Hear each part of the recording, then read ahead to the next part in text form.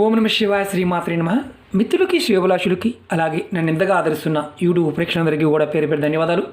మిత్రులరా, మీ అందరికీ కూడా అపరాదేవత ఎల్లవేళలా మీతో ఉండి మీ మనోవాంఛ నెరవేర్చాలని మనస్ఫూర్తిగా కోరుకుంటున్నాను. చాలామంది మిత్రులు అక్క చెల్లెలు మెయిల్స్లోను కామెంట్స్లోను గురువుగారు, మా కుటుంబ సభ్యులు అలాగే మా స్నేహితులు నా మీద బాగా ఏడుస్తున్నారు గురువుగారు, నేను ఎలా బయటపడాలి, ఏదైనా తేలికైన మార్గం చెప్పండి. మేము చేస్తున్న పూజలు, వ్రతాలు, నోములు, పుణ్యక్షేత్ర దర్శనాలు అలాగే పరిహారాలు మాకు ఏదీ కూడా పని చేయడం లేదు.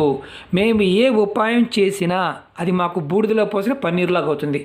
ఎలా గురువుగారు, మాకు ఎందుకు కలిసి రావడం లేదు అని చాలామంది అడగడం జరిగింది. ఈరోజు ఒక తేలికైన మనం చేస్తున్న తప్పులు ఏంటో మనం తెలుసుకుందాం. అలాగే ఎలా బయటపడాలో కూడా మీకు తేలికైన పరిహారంతో చెప్తాను. ప్రయత్నపూర్వకంగా చేస్తే మార్పుని మీరే నాకు చెప్తారు, కామెంట్స్లో మీరే నాకు తెలియచేస్తారు.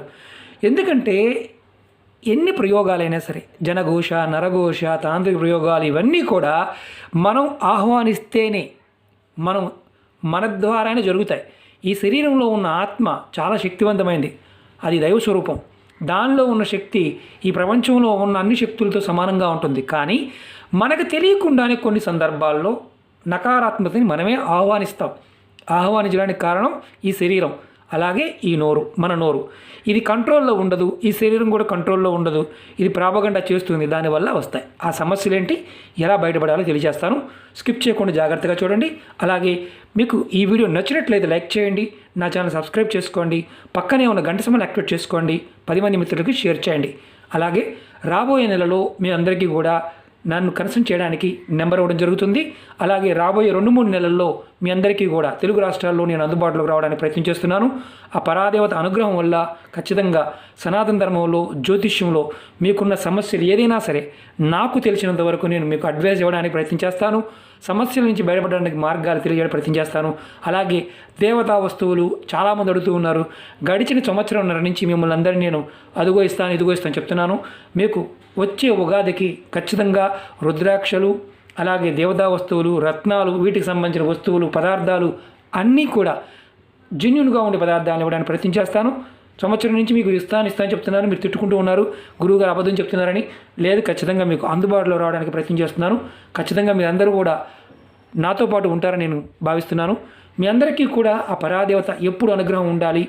మంచి మంచి కార్యక్రమాలు మీ అందరినీ కూడా ఈ యూట్యూబ్ ఛానల్లో ఉన్న మిత్రులందరికీ కూడా నేను అందరినీ కూడా ఆ పరాదేవత అనుగ్రహానికి మనం పాత్రలు కావాలని ఎన్నో సత్సంకల్పాలు ఉన్నాయి. వాటన్నిటిని కూడా ముందు రోజుల్లో చేద్దాం. మన ధర్మాన్ని మనం కాపాడుకోవడానికి ప్రయత్నించేద్దాం. మన పిల్లలకు కూడా ఆ ధర్మంలో ఉండడానికి ప్రేరేపణ చేద్దాం. మతాలకు అతీతంగా మనం ముందుకు వెళ్ళాల్సిన సమయం ఇది. ఎందుకంటే అందరం కలిసి ఉండాలి. విడిపోతే ఈ 5 వేళ్ళు కలిసి ఉంటేనే పిడికిలవుతుంది, విడిపోతే ఎందుకు పనికిరాదు. కాబట్టి మతాలుగా మనం కొట్టుకోవాల్సిన అవసరం లేదు. ధర్మం గురించి, మన సనాతన ధర్మాన్ని మనం ఎలా ముందుకు తీసుకువెళ్ళాలో, ఏ విధంగా ముందుకు వెళ్తే మంచి జరుగుతుందో అందరం మాట్లాడుకొని ఒక గొప్ప విషయాన్ని ముందుకు తీసుకురావడానికి ప్రయత్నించేద్దాం. మిత్రులారా, సబ్జెక్టులోకి వెళ్దాం. ఎందుకంటే ఇలా మాట్లాడుకుంటూ వెళ్తే చాలా ముందుకు వెళ్ళిపోతూ ఉంటాం. ఎవరైనా సరే మీ జీవితాల్లో నరఘోషతోనూ కుటుంబ సభ్యులు అంటే అమ్మ, నాన్న, అక్క, చెల్లి, అత్త, మామ అందరూ మీ చుట్టూ ఉన్న వాళ్ళు, అలాగే స్నేహితులు, మీరు మాట్లాడేవాళ్ళు కావచ్చు, మీరు కనిపించేవారు కావచ్చు, ఎవరైనా సరే వారి నుంచి మీకు ఘోష వస్తుంది అంటే మీ ద్వారానే వస్తుంది. మీరు గొప్పలు చెప్పుకోవడం అంటే నేను అది, నేను ఇది, నేను అలా, నేను ఇలా, నా ఇంట్లో అది ఉంది, నా ఇంట్లో ఇది ఉంది, ఇలాంటి నోటిదోల. ఈ నోటిదోల వల్ల ఎదుటివారికి లేనిపోని ప్రేరణ కలిగించడం. ఉన్నది ఉంచుకోండి, కానీ దాన్ని ఎందుకు ఎక్స్పోజ్ చేయడం, దానివల్లే కదా అవతల వాడు బాధపడేది. అలాగే కొంతమంది, గురువుగారు మా ముందు మాట్లాడటం లేదు గురువుగారు, మా కుటుంబ సభ్యులే మా వెనకాల మాట్లాడుతున్నారు, అది మా తల్లి మాట్లాడుతుంది, మా తండ్రి మాట్లాడుతున్నాడు, మా అక్కలు మాట్లాడుతున్నారు, మా చెల్లెలు మాట్లాడుతున్నారు, ఇదే పంచాయతీనా, మా పిల్లలు మాట్లాడుతున్నారు, మా గురించి తప్పుగా మాట్లాడుతున్నారు. ఇది గుర్తుంచుకోండి, మాట్లాడుతున్నారు అంటే అవకాశం ఇచ్చినట్టే. మీరు అవతల వారి యొక్క మానసిక స్థితి నచ్చినప్పుడు మీరు శత్రువులుగా భావించమాకండి. వారికి దూరంగా ఉండడానికి మీరు చెప్పకుండా ఉండండి చాలు, అంతకన్నా ఏం అవసరం లేదు. మీ ధనం గురించి, మీ సంపాదన గురించి, మీ ఆస్తుల గురించి, మీరు ఇచ్చేస్తున్న దాని గురించి చెప్పడం మానేయండి. ఖచ్చితంగా మార్పు వస్తుంది. అలా చేయలేము అనుకునే వారికి చేయవలసిన ఉపాయాలు చెప్తాను. అలాగే స్నేహితుల దగ్గర కూడా గొప్పలకు పోయి లేని దాన్ని ఉన్నదిగా చూపించుకోవడం, అలాగే అప్పులు చేయటం, అప్పులు చేసి దాని గురించి మళ్ళీ అప్పు మీద అప్పు చేయటం, తర్వాత దివాలా తీయటం, దాన్ని ఎగగొట్టడానికి రకరకాల ప్రయత్నాలు చేయటం, ఇవన్నీ కూడా ఏంటంటే మన నోటి ద్వారానే జరుగుతాయి, మన ప్రవర్తన ద్వారా జరుగుతుంది. అంటే మన ప్రవర్తన సరిగా ఉండాలి. మన ప్రవర్తన సరిగా ఉంటే ఈ సమస్యలు 100% రావని అర్థం. కానీ మనం అంత కంట్రోల్ చేసుకోలేం కదా. ఎలా బయటపడాలో చెప్తాను. మీరు ఏది చేసినా మీకు ఫలితం రావడంలా అంటే అర్థం ఏంటంటే మీరు చేస్తున్న పూజలోను, మీరు చేస్తున్న పరిహారాల్లో సరైన విధానం లేదని అర్థం, నమ్మకం లేదని అర్థం. అలాగే మీరు పూజ చేస్తున్నప్పుడు మీ కింద కంపల్సరిగా ఇలాంటి చాపను ఒకటి వేసుకోండి. దర్భచాప దొరుకుతుంది, దాన్ని వేసుకుని కూర్చోండి. కంపల్సరిగా మీరు ఏ పూజ చేస్తున్నా, మీరు నిలబడి పూజ చేస్తున్నా కంపల్సరిగా దర్భచాప వేసుకుని చేయండి. మార్పు రావడానికి అవకాశం ఉంటుంది. అలాగే మీ ఇంట్లో అంతకుముందు వీడియోలో చాలాసార్లు చెప్పాను, ఇలా గాజు బౌల్లో ఉప్పు తీసుకొని అందరూ కూర్చునే ప్రదేశం, హాల్లో కావచ్చు, మిత్రులు వచ్చే ప్రదేశం కావచ్చు, గాజు జాడీ కావచ్చు, లేదంటే కల్లుప్పు దొడ్డుప్పు తీసుకొని దాంట్లో వేసి ఉంచండి.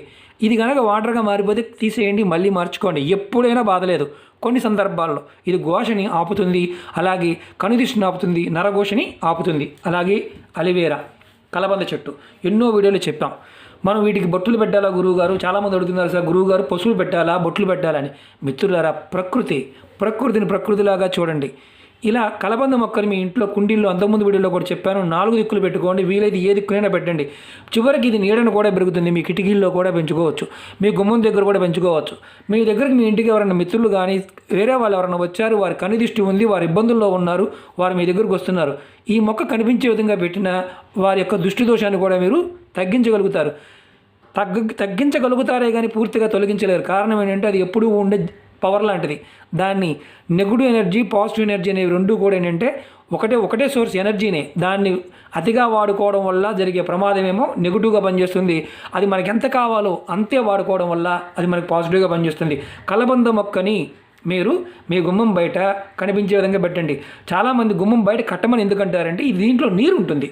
ఈ నీరు వల్ల ఇది తలకిందులుగా కట్టినా ఇది మరణించదు కొన్ని రోజుల పాటు, ఎందుకంటే ఆ నీరుతో అది జీవించి ఉంటుంది. మనం వచ్చిన వారు రావడం మన ఇంట్లో ఎంటర్ అవుతున్నప్పుడు వారి దృష్టి ఈ చెట్టు మీద ఉంటుంది కాబట్టి ఆ పవర్ అనేది తగ్గుతుంది. తప్పుగా కాదు, ఎందుకంటే అందరిలోనూ ఉంటుంది నెగిటివ్ ఎనర్జీ. ఇక్కడ గొప్పవాళ్ళు చెడ్డవాళ్ళు ప్రతి వాడిలో నెగిటివ్ ఎనర్జీ ఉంటుంది, నాలోనూ ఉంటుంది, మీలోనూ ఉంటుంది, అందరిలోనూ ఉంటుంది. కానీ దాన్ని మనం తగ్గించుకోవడానికి ఒక చిన్న మార్పులు చేస్తే సరిపోతుంది. అలాగే చాలామంది ఇంకొకటి, ఈ ప్రభావం చాలా అధికంగా ఉన్న కారణం ఏంటంటే గుమ్మం ముందు చెప్పులు విడుస్తూ ఉంటారు. చెప్పులు ఎప్పుడూ కూడా గుమ్మం ముందు విడవకూడదు. చెప్పులు విడిచి గుమ్మం ముందు లోపలికి వెళ్తూ ఉంటే నకారాత్మకత అనేది, మన బయట తొక్కిన నకారాత్మక శక్తి మనతో పాటు లోపలికి వస్తుంది. ఏడవాలి అనే లేనివాడికి కూడా ఏడుస్తాడు. మీ గుమ్మాల ముందు చెప్పులు కాకుండా వచ్చిన వారికి చక్కగా నవ్వుతూ చెప్పండి, పక్కనే విడవండి అని నిర్మమాటంగా. అసలు పట్టించుకోకుండా ఉన్నామంటే ఇబ్బంది పడతాం, కాబట్టి గుర్తుంచుకోండి. అలాగే మన గుమ్మాల దగ్గర మ్యాట్లు వేస్తూ ఉంటారు. కొంతమంది ఇంట్లో వాడేసిన గుడ్డల్ని చక్కగా మ్యాట్లు చేసి వాడుతూ ఉంటారు. గుడ్డలు వాడమాకండి, కొబ్బరిది వాడండి. ఇంటి ముందు వేసే ఏదైతే మ్యాట్ ఉంటుందో అది కొబ్బరి పీచుతో చేసిన దాన్ని వాడటం ప్రయత్నించేయండి. లేదంటే గోని పట్టానైనా సరే, జనపనారదైనా సరే చేసే వాటినైనా వాడండి. ఎందుకంటే నకారాత్మకతని కొన్ని శక్తులు ఆపుతాయి. కొబ్బరి పీచుకి ఆ శక్తి ఉంటుంది. నెగిటివ్ పాయింట్ ఆఫ్ వ్యూలో ఎనర్జీస్ని ఆపే శక్తి ఉంటుంది.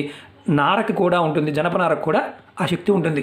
మన పెద్దలు మనకి ఇవన్నీ ఎందుకు చెప్పారంటే నెగిటివ్ ఎనర్జీ అనేది మనలో ఉన్న ఆలోచన విధానం, మనలో ప్రేరణ కలిగే, మనం చూడంగానే ప్రేరణ కలిగే ఆశ. మనం కొంతమందికి నాకు అది ఉంది, నాకు ఇది ఉంది, కొత్తది కొనుక్కున్నాను, లేకపోతే బండి కొన్నాను, కొంతమంది ఇలాగే చెప్తూ ఉంటారు. ఎవరైతే తక్కువగా చెప్తారో వారికి నకారాత్మక తగ్గుతుంది. అలాగే 100 సంపాదించాను, 200 సంపాదించాను, 300 సంపాదించాను, 3 లక్షలు సంపాదించాను గొప్పలు చెప్తుంటారు. ఆడవాళ్ళు చెప్తూ ఉంటారు, మగవాళ్ళు చెప్తుంటారు. అది కూడా మీకు తెలియకుండానే మీ అంతటికి మీరే ఎదుటి వారికి నకారాత్మకతని మీకు ఇవ్వడానికి, ఏడవడానికి అవకాశం ఇచ్చిన వారు అవుతారు. అంటే మనమే తెచ్చుకుంటాం. అంతా బాగుందని చెప్పండి. కొంతమంది ఏడుస్తూ ఉంటారు. ఎలా ఉంటుందంటే ప్రతిదానికి ఏడుపు, ఇళ్ళకి వెళ్ళి ఏడుస్తూ ఉంటారు. వీళ్ళు చెప్పడం, వాళ్ళు ఏడవటం, అది లేదు ఇది లేదని, అలాగే ఆరోగ్యం బాగోలేదని. కొంతమంది కావాలని చెప్తుంటారు, మా ఆరోగ్యం బాగోలేదు, మేము ఎట్టయిపోయి. గుర్తుంచుకోండి, పైన తదాస్తు దేవతలు ఉంటారు. బాగోకపోతే బాగోలేని చెప్పవచ్చు. కొంతమంది అవతల వాడు ఏడుస్తారని కూడా యువతల వాళ్ళు వీళ్ళే చెప్తూ ఉంటారు, అది బాగోలేదు ఇది బాగోలేదని. అలా చెప్తే అవతల వాళ్ళు ఏడవకుండా ఉంటారు కదా గురువుగారు అన్న వాళ్ళు కూడా ఉన్నారు. అందుకే చెప్తున్నాను, మీరులాగా ఉండడానికి ప్రయత్నించేయండి. ఎచ్చులకు పోమాకండి, గొప్పలు చెప్పుకోమాకండి. గొప్పలు చెప్పడం వల్ల కూడా మీ గోతిని మీరే తవ్వుకొని దాంట్లో మీరే కూర్చుంటారు. కాబట్టి కలబంద మొక్క కనిపించేటట్టు పెట్టండి. గుమ్మం ముందు చెప్పులు విడకుండా ఉండండి. పూజ చేస్తున్నప్పుడు ఖచ్చితంగా ఇలా దర్భచాపని వాడండి. చిన్నదేం దొరుకుతుంది, కంపల్సరీగా నిలబడి చేస్తున్నా కూర్చుని చేసినా కంపల్సరీ చేయండి, ఎందుకంటే పూజ ఫలితం ఉంటుంది. అలాగే ఉప్పుని ఇలా గాజు బౌల్లో మాత్రమే పెట్టండి, ప్లాస్టిక్లో కాకుండా గాజు బౌల్లో పెట్టండి. అది మీరు ఎవరు వచ్చినా సరే నకారాత్మక శక్తిని లాక్కుంటుంది. కలర్ మారిందనుకోండి మళ్ళీ కొత్తగా మార్చండి. ఉప్పు న్యూట్రల్ చేసే గుణం ఉంటుంది. సైంటిఫిక్గా ఎన్నో వీడియోలు చేసాం, నా వీడియోలో చూడండి. మీరు ఈ చిన్న ప్రయత్నం చేస్తే ఖచ్చితంగా ఏదైతే ఘోష ఉందో, నరఘోష, జనఘోష లాంటి వాటి నుంచి బయటపడతారు. ఓకే మిత్రులారా, ఈ వీడియో నచ్చినట్టు లైక్ చేయండి, నా ఛానల్ సబ్స్క్రైబ్ చేసుకోండి, పక్కనే ఉన్న గంట సింబల్ని యాక్టివేట్ చేసుకోండి, 10 మంది మిత్రులకు షేర్ చేయండి. ఓం నమః శివాయ, శ్రీమాత్రే నమః.